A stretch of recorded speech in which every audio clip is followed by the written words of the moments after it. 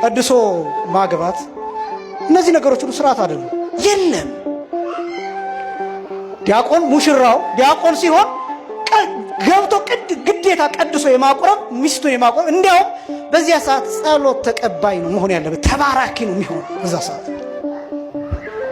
የለም ስርዓቱ ላይ እንዲያውም ይኸውላችሁ ደግሞ የገጠሩ ልንገራችሁ፣ የገጠሩ ብቻ ሳይሆን ፍትሐ ነገሥቱን የሚለው አይለያዩ።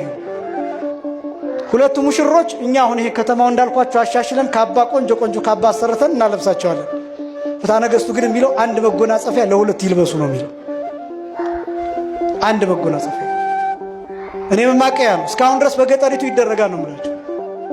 አንድ ልብስ መጽሐፈ ተክሊሉን ስርዓተ ተክሊሉን ብትመለከቱት ለዛቲ ልብስ ባረካ ለዛቲ ልብስ ነው የሚለው፣ ለነዚህ ልብሶች አይደለም የሚለው። ይህቺ ልብስ ባርካት ነው የሚለው። ለምን የምትቀርበው አንዲት ልብስ ነው። አክሊል ሲሆን ግን አክሊላት ብሎ ይናገራል። ለምን ሁለት አክሊል ነው የሚቀርበው። እነዚህ ሁሉ ጸሎት ይደረግባቸዋል። መጎናጸፊያው ጸሎት ይደረግበታል። ከዛስ ያ መጎናጸፊያ አንድ ሆኖ ሁለቱ ይለብሱትና መሃል ላይ በልክ እንደ መርፌ ቁልፍ አይነት ልክ እንደዛ በዛ ይያያዛል። ስለዚህ እስከ መጨረሻው አይለያዩ። ቆርበው እሷ ወደ እናቷ ቤት ትሄዳለች፣ እሱ ወደ ቤተሰቦቹ ቤት ይሄዳል። 40 ቀን ይቆያሉ። ስንት ቀን ይቆያሉ? 40 ቀን።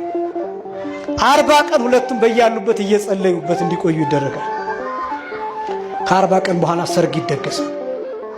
በሰርጓ ቀን በፈለገችው መልክ እንድታጌጥ ባህሉ በሚፈቅደው በአካባቢው ስርዓት በአካባቢው ወግና ደንብ መሰረት በፈለገችው መልክ እንድታጌጥ።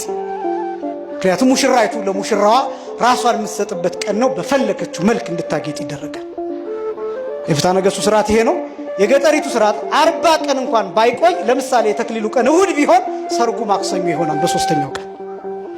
ስለዚህ ምን ይሆናል?